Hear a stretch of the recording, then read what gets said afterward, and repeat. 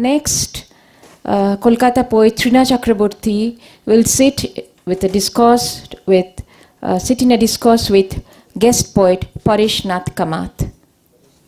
In Yapanchitra festival, we are actually celebrating the different languages and words, and I'm very much privileged to have the opportunity to talk with the Konkani poet Paresh Narendra Kamat.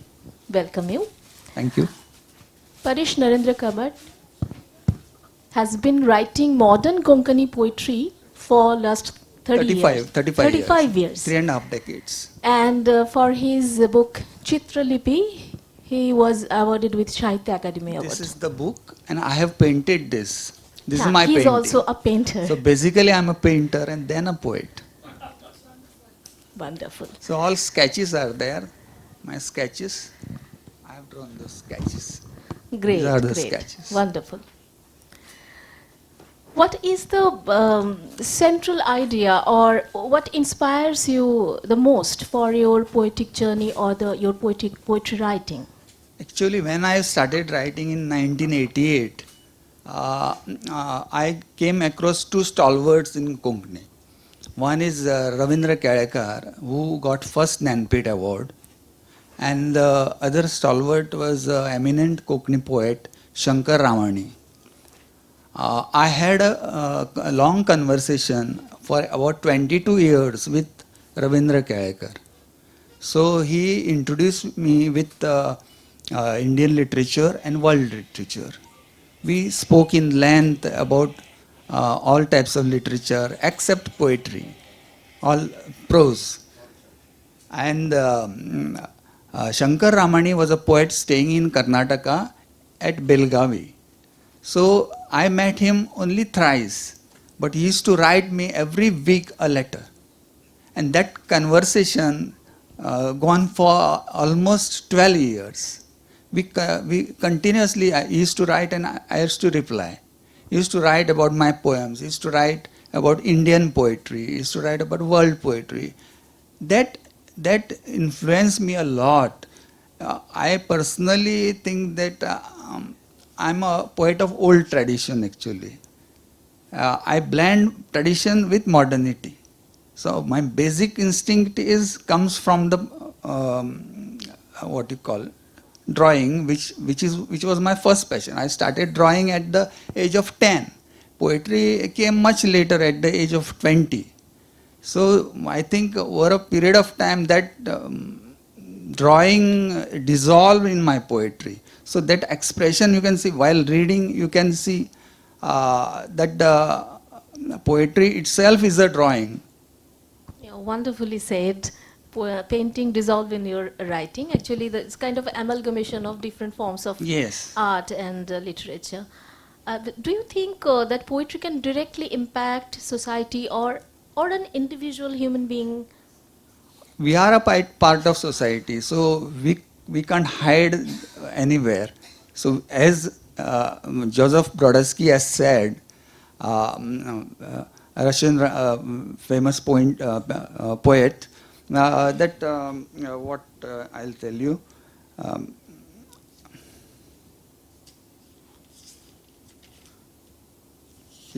He says, the obligation of a poet towards society is to write well.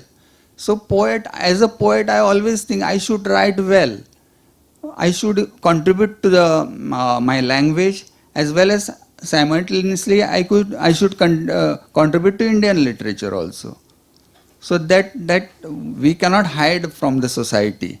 And though I am living in a society, I write subjective poetry.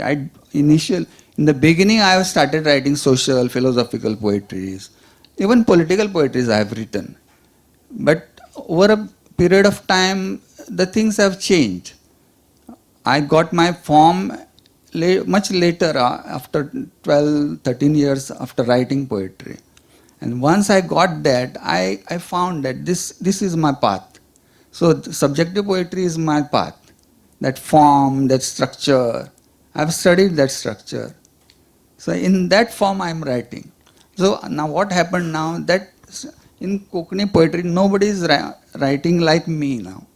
In my generation, all contemporaries are writing in different form. Paresh Kamat's form has become a trend like in Konkani poetry. Different forms. I mean, in a In way. in a picture, you can visualize my poetry. So you just read the you can I'll recite some poems. You can visualize it. I visualize the poems. The words comes, but the final impact is the visualization. It is like a picture you can see. Exactly. And even someone not writing political poetry or not reading, in that case also, I have heard from some great politician of our country that even politicians also should read one poem a day. It kind of a detoxification of our soul. Okay, one thing we would like to know that in Bangla we have a lot of little magazines. So these are these kind of a parallel platform with the commercial magazines for publishing literature. Yes. So do you have this kind of little magazine kind of thing in your Konkani literature?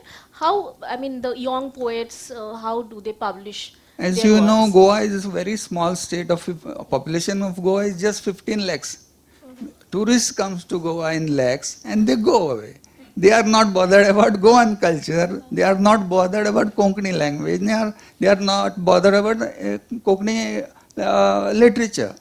They just come for to roam at the beaches. They want to visit temples. They want to visit churches, and they want to visit casinos now. That is the main thing. So So do you nobody have? is who bothers about Konkani. No. Only those people uh, in that Konkani area or that phase of Konkani revolution. Only those people are active. So it is now very difficult for a little magazine to survive in such condition now. When I started writing, there were about 7 to 8 little magazines. But after the pandemic, most of the magazines, publishers, they have stopped publishing. Okay, no Only blockchain one, or yeah, something only where. one magazine survived, that is Zag. The founder member is Ravindra Kalekar. Oh, I write poems only in that magazine. I don't give my poems to anybody. And that is the standard of Konkani language, to Konkani literature. So it is must be very difficult for the young poets to Young put. poets, Yeah, I won't comment on them. They just write poem and instantly they put it on Facebook. Facebook. That is the only medium they have. Even because Zag have an editorial board, and there are chances of rejections. My earlier poems got rejected. Yes, and That that is is from that phase I have come up.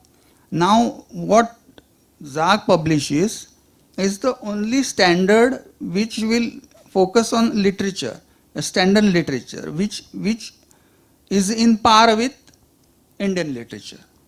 okay. Fine.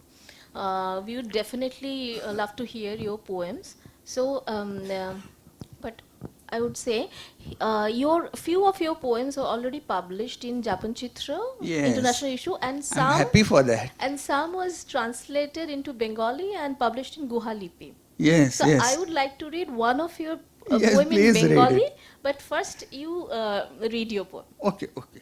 Okay, one or two, one poem maybe.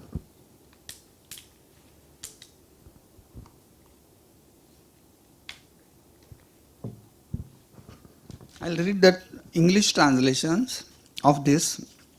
The main the original poem is from Chitralipi is Bougainvillea. So the poem goes like this: From the branch of Bougainvillea,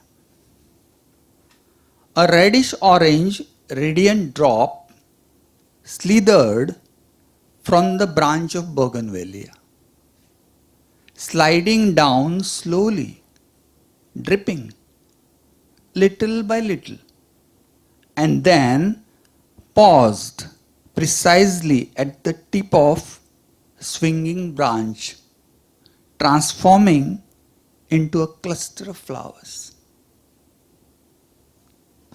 Wonderful. One poem in Bengali translations, I would like to read. And the translations is done by Proshun Mojumdar. Okay. Yeah.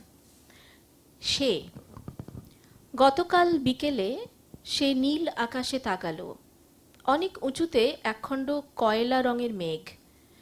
পিটপিটে চোখ মেলে মেঘের দিকে সংশয় সে দেখল, গতকাল আকাশ ছিল রক্তের মতো লাল, মেঘেরা যেন শুষে নিয়েছে রক্ত। কালো মেঘেদের আর দেখা নেই কোথাও। তার অধর কেঁপে ওঠে, কি যেন সে বিড়বিড় করে যায়।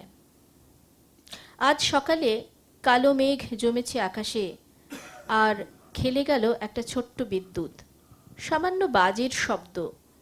শুনেই সে দৌড়ে এলো ঘরের বাইরে, যেন সবই তার চোখের ভুল। আকাশের দিকে ফ্যালফ্যাল করে তাকিয়ে থাকলো সে, যতক্ষণ পর্যন্ত না তার চোখ জলে ভরে যায়। It's a beautiful poem. Thank you. Thank you for the wonderful discussion. Thank you so much. I'm happy for Prasoon also. He has translated so many, took efforts to translate to my poems into Bengali, and the readership, they have increased. I have now introduced to Bengali literature also, Bengali readers. Thank you so much for inviting me for Yapanchitra. Thanks to Prabal-da, Mrityunjay-da. Thank you all. It was wonderful. I thank both guest poet Paresh Kamat and Trina Chakraborti. And may I now call upon stage Ralph Doppenberg to felicitate Trina and Ralph, will you please come to the center? And okay, big round of applause, please. I'm a poet of very few words.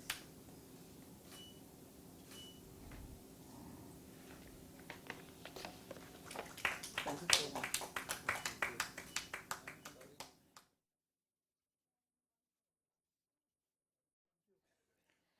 So